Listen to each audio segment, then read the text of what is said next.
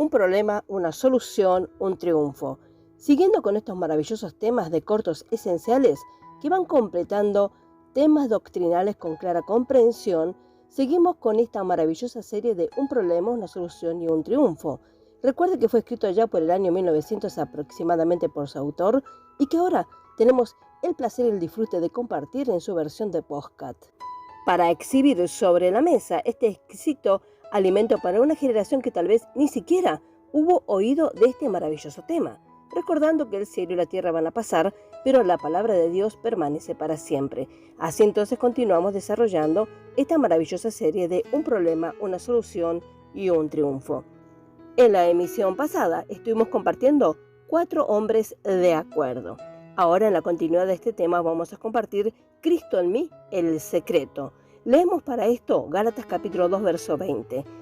Con Cristo estoy juntamente crucificado, y ya no vivo yo, sino vive Cristo en mí. Y lo que ahora vivo en la carne, lo vivo en la fe del Hijo de Dios, el cual me amó y se entregó a sí mismo por mí. El nuevo esposo de Pablo no solo murió por él, para que Pablo viviera de él y para él, pero él era su misma vida. Su esposo se reveló en él y habitó y anduvo en él. Gálatas capítulo 1, verso 16 y Colosenses capítulo 1, verso 27, Cristo en vosotros, la esperanza de gloria, fue el mismo centro e inspiración de toda su carrera. Mi propio corazón y alma exclaman un triunfante amén a todas las palabras del apóstol.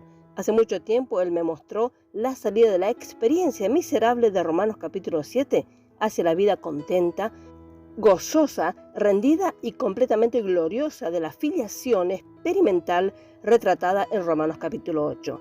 Cristo me prohíbe hablar despectivamente de mí mismo y mostrar así cualquier debilidad, porque eso se reflejaría en su poder protector. Soy una nueva creación.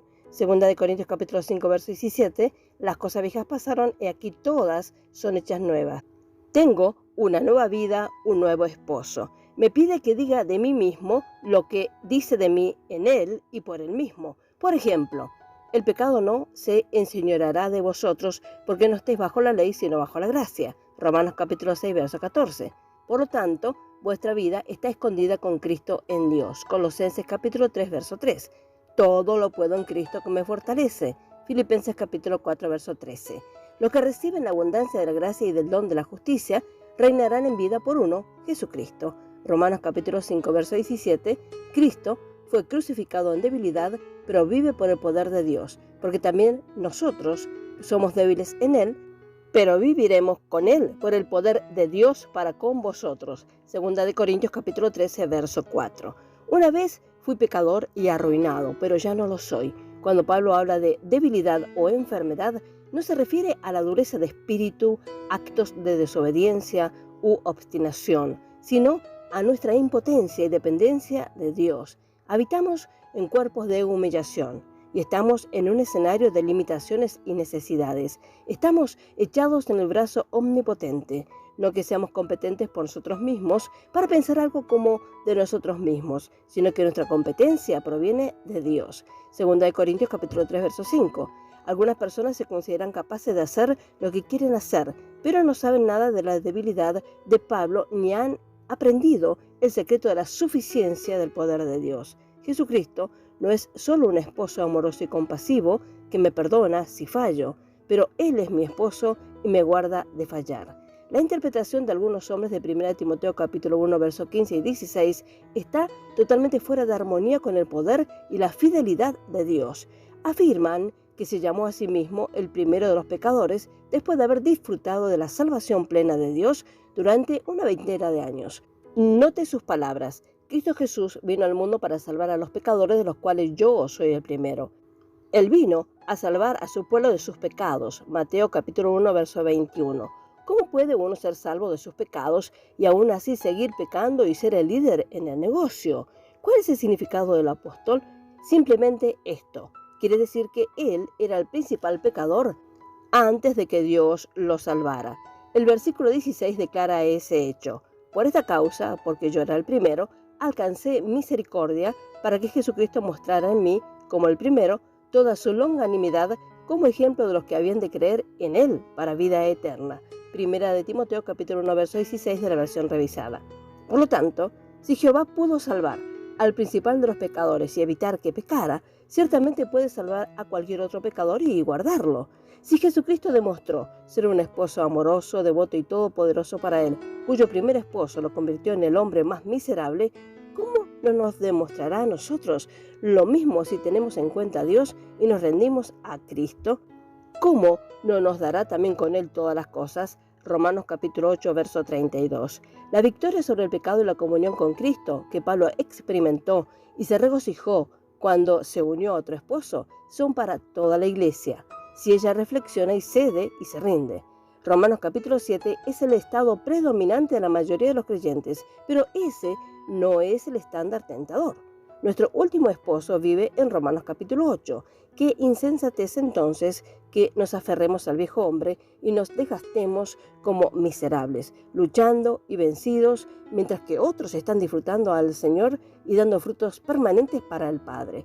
El problema se encuentra en Romanos capítulo 6, el fruto en Romanos capítulo 8.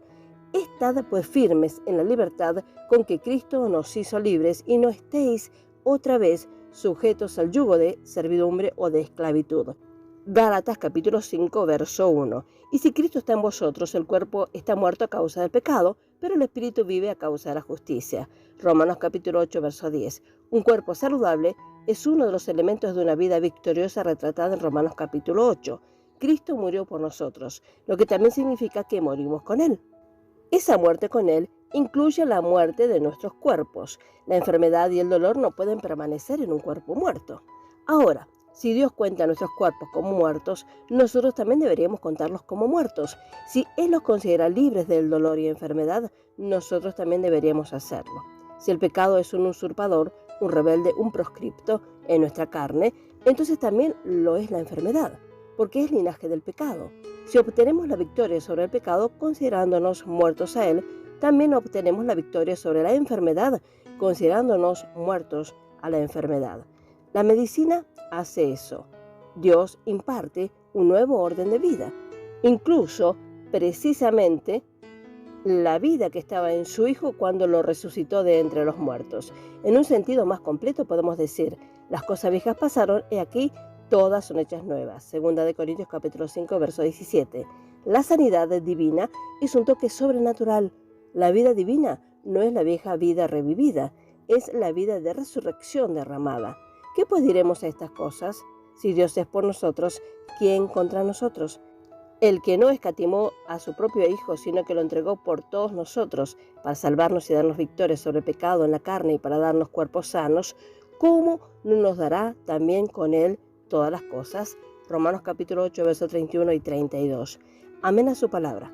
Por ahora dejaremos por aquí y en la próxima emisión, Dios mediante, vamos a concluir con este apasionante tema de un problema, una solución y un triunfo, el cual estamos seguros que es ya de gran bendición para cada creyente en Cristo Jesús. El Señor los bendiga ricamente a cada uno. Amén y amén.